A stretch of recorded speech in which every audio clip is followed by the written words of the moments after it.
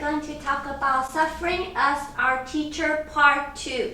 Where is our temple? Our temple is not a physical structure. It is actually in our daily lives. This is called cultivating meditation through external conditions. Today we will talk about the 5 other kinds of sufferings and learn how to use them as our spiritual teacher.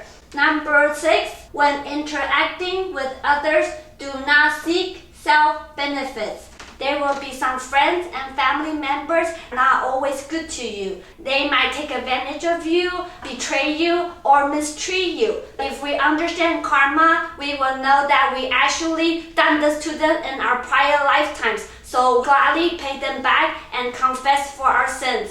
And also we must think that we are now a bodhisattva. We should not think about our own self-interest, but only be concerned with serving others. In the Ming Dynasty, there was a Mr. Wu Zitian. When he was young, his mother passed away. His father remarried to a stepmother. This stepmother mistreated him and only liked his younger stepbrother who loved to gamble. When he got older, he married a very virtuous wife, but the stepmother also mistreated her. His father passed away and left a lot of land and inheritance. His stepmother gave everything to the younger brother, only gave him a little shack and an infertile land. But he did not give up. He worked very hard for a decade and became a very wealthy farmer. At the same time, his stepmother and the stepbrother squandered away all their inheritance and became homeless.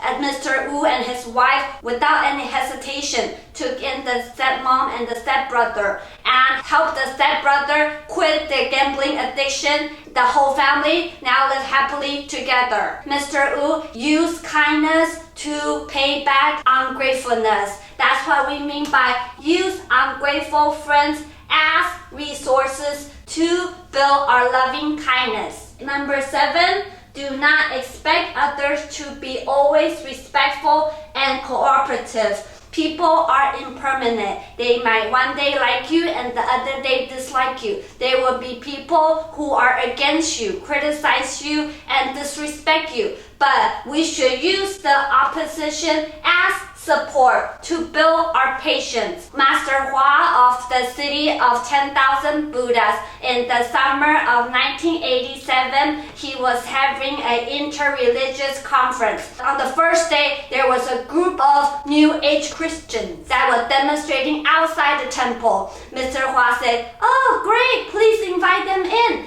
His disciples didn't do anything, so he actually went down there to greet them himself. He brought them in and said, "Please sit in the front row. You can present first to what you have to say. If you guys want food, beverage, or anything you need, we will provide them for you while you're demonstrating here. If you want to scold me, you want to hit me, even if you want to kill me, I will not fight back at all. Just do whatever you like." Why? Because I have the spirit of Jesus. They were all dumbfounded and intrigued. The next day, they came back very respectfully, joined the conference, and they all became friends. So use opposition as support to train our patience.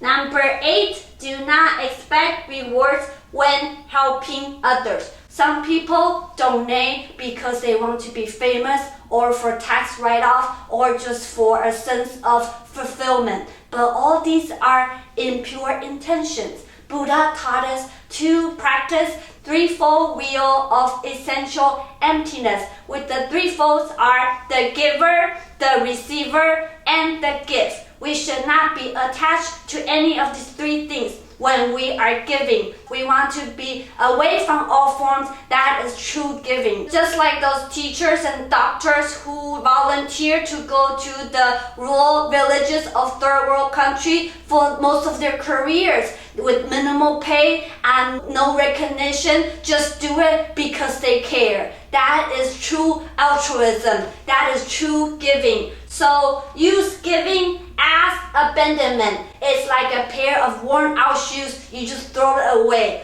You don't really care about how much you helped others. You should forget about it. So use giving as abandonment. Number 9, beware of beneficial temptations. This is called holding precepts. We do not want to be greedy for things we're not supposed to have. We don't want to corrupt our moral values because of personal gains. There was a virtuous person in the Song Dynasty. His name is Fan Zhongyan. When he was young, he was poor, so he had to study in the back of a temple for 3 years. All he ate was porridge and some vegetables. One day, there was 2 rats that came in and stepped all over his porridge. One is a white rat, one is a yellow rat. So he chased them outside and they all scurried into a wattle tree. He went to the wattle tree. He saw 2 rat holes. One rat hole is shimmering with golden light and one is shimmering with white light. So he dug open the hole. Sure enough, he found a pot of gold and a pot of silver. But he was not moved by the precious metal. He covered them up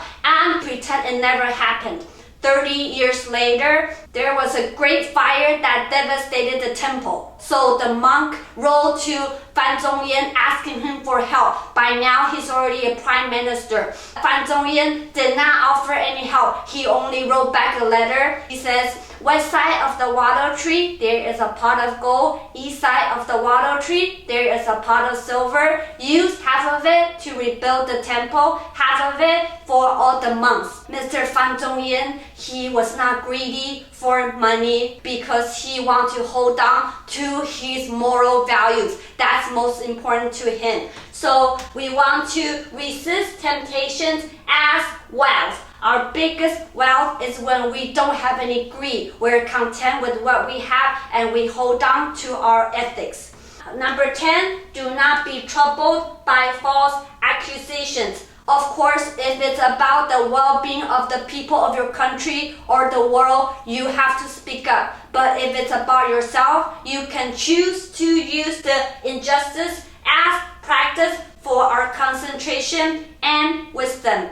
In the early 1900s, there was a famous monk in Taiwan, Master Guangqing. Master Guangqing cultivated up in the mountains most of his life. When he come back down to the temple, he basically just stayed in the main hall and meditated all day and all night. One day, the money in the donation box was taken. Everybody thought Master Guangqing stole the money. So they treated him like a thief and treated him with disdain. Weeks later, a monk from the temple announced that they purposely hid the money to test the master's cultivation. Now everybody is praising the master for his great cultivation. But the master, he was not moved. When they called him a thief, he was not moved. He went on with his meditation. When now they called him a great master, he is still not moved. He went on with his routine meditation. So this is called the real concentration and wisdom. That's the real samadhi. So all these life situations, they are to train us to become a bodhisattva. Basically the 6 pyramids. Number 6 and 7, it is about the patience pyramid. Number 8 is the giving pyramid. Number 9 is precept pyramid. Number 10 is the concentration and wisdom pyramid.